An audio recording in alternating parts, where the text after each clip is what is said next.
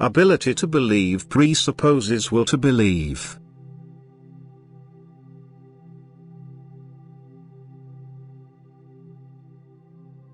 The ability to believe presupposes wanting to believe.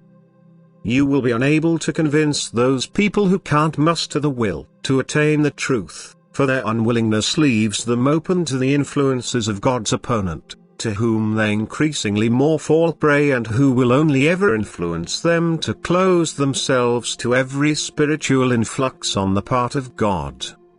Spiritual knowledge cannot be proven, it has to be believed. However, people are not expected to believe blindly. The truth is made accessible to the human being, but it is left up to him what he makes of it, for God grants every human being freedom of will.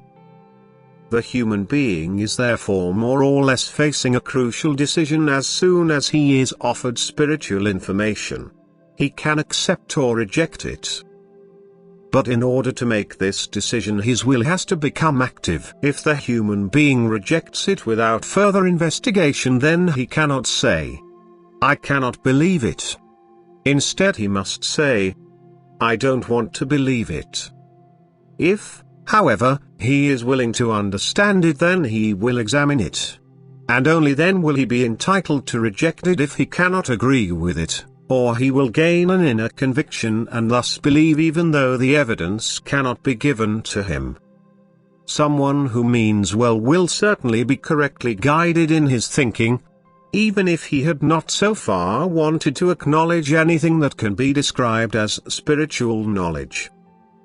Blind faith is worthless. Only a convinced faith will give rise to blessings. But a convinced faith can only be gained if the human being wants to attain realization, if he desires clarification about things that are hidden to him, about secrets which human intellect cannot unveil.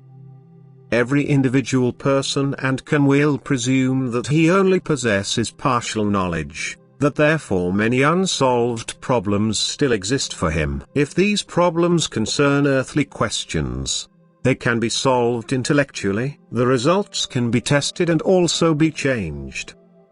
Then the evidence can be produced that the human being's thinking was right. But apart from the earthly world, there also exists a spiritual world.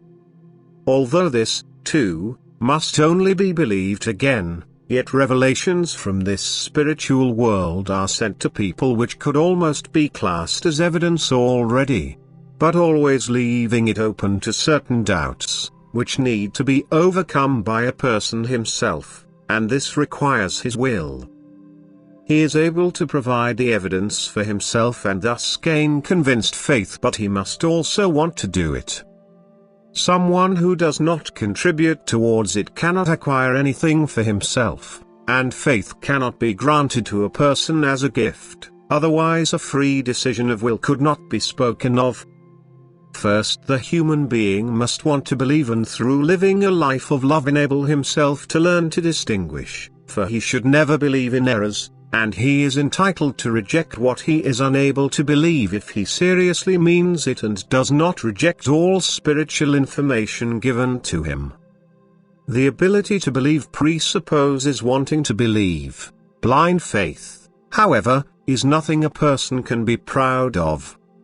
Blind faith is not pleasing to God. After all, it testifies to indifference towards the truth and the right realization. The human being should use his intelligence, but not only his intelligence, he should also question his heart, which means as much as that he should also pay attention to his feelings, for the one whom people have problems having faith in manifests himself through the heart, but who also rewards the will if it is good and is aimed in the right direction. Amen.